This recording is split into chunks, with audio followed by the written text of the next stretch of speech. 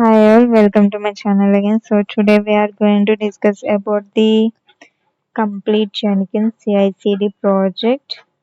And in this session, I'm going to explain you about a task which will build the Node.js application using the pipeline.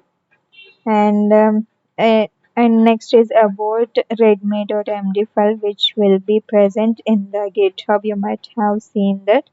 I'm going to explain about this also. So if you want to, I will be keeping everything in this blog. If you want to check out this blog, you can check that from this link, which I will be keeping in the description box.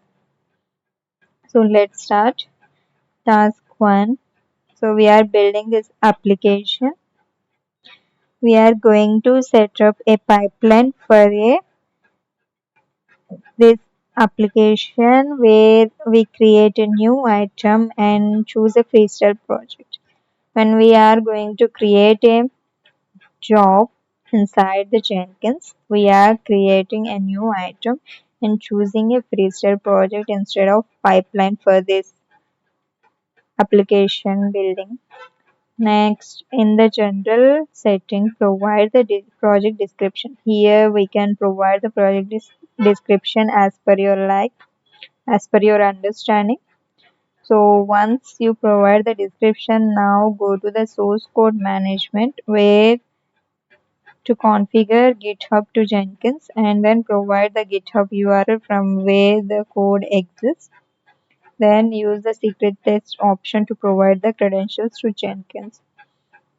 So here in credentials section, we can't use the credentials directly. Instead of that, in Jenkins, there is one option which is called secret test where we can give our credentials. From there, we can, after configuring our credentials in the secret text option, then we can select that from here in the pipeline so that we can able to successfully log in into this URL and being able to check out the code from this URL.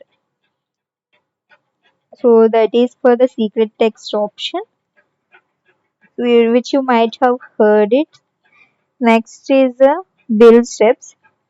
Next, in build steps, choose the execute shell build option, and let us say that you have already written the Docker file to containerize the application that will look like this, which is from node alpine image. So why we choose this from and this image is the base image will be having the minimum requirements to build the application. So this will be the base image for this to containerize this application. Then working directory we are setting here, then copy the code, then we are running the commands like npm install and npm run test to install the dependencies, and then we are exposing this to the port 8000. Then we are giving a startup command to run the node.js application. So once this is done, the Docker file is done, then provide the Docker commands to build an image from the Docker file and build the container.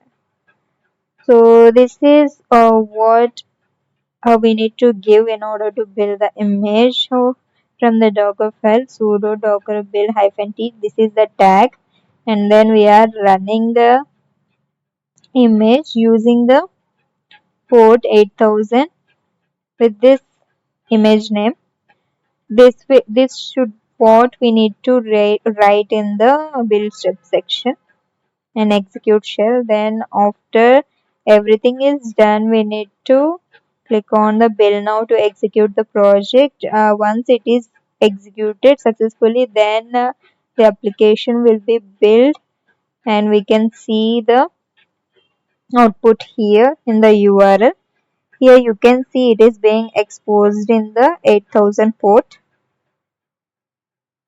So this is about the task which I was going to explain, and the next is about the readme file. So creating a readme file means we are like documenting the process of building the CI/CD pipeline that we did until now. So navigate to the GitHub repository of the project. Let's create a readme.md file on GitHub. So what it will do is it will give us a detailed description of what files are present in the current repository where readme.md file is present. Everything in detail we can write in this file, which will give a good exposure to whoever comes to the new for that path, and they can be able to explore themselves when they read this readme.md file. So this is necessary to create in order to have a detailed explanation of what files are present in the current path or the current folder where readme.md file is present. So just clicking and then editing the changes, then committing that to the Git repository. It is simple, just as the same any text file. So we are just committing that to the Git repository so that anyone who are able to access that path can be able to understand by reading this readme.md file that these files are related to this part. So this is what readme.md file use is. So check after committing. You can check. You can read the details, which will give you the explanation of what files are present for what purpose it is there. So this is what for today. So thanks for watching until then. If you want to check out this blog, you can check that from this link, which I will be keeping in the description box. Thanks for watching until then.